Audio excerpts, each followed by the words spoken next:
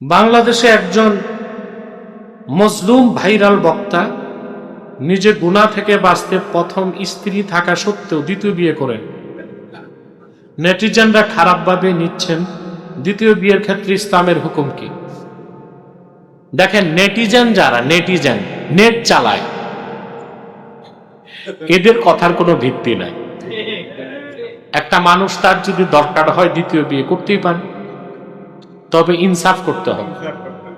আল্লাহ বলছেন না, ফানকিহু মা তাবা লাকুম মিনান নিসাই মাসনা ওয়া সুলাসা ওয়া রুবা।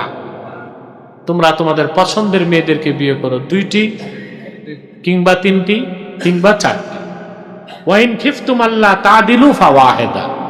আর যদি একাধিক স্ত্রীর মধ্যে জাস্টিস, ন্যায় বিচার করার আশঙ্কা থাকে, ভয় পাও, তাহলে একটা। এখন কারো যদি ফিজিক্যাল ফিটনেস থাকে, টাকা পয়সাও থাকে, আর বড় স্ত্রী খুশি মনে বলে আরেকটা করো, তো সমস্যা কি? নেটিজেনরা ওদেরকে কেন দেখে না যারা জানাবি বিচার করে?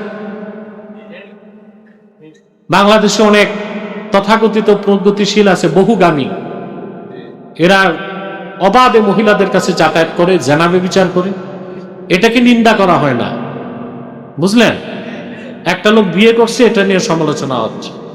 এটা এক প্রকার লাম্পট্য এবং বদমাশি ছাড়া আর কিছু না। করছে ভালো কাজ করছে।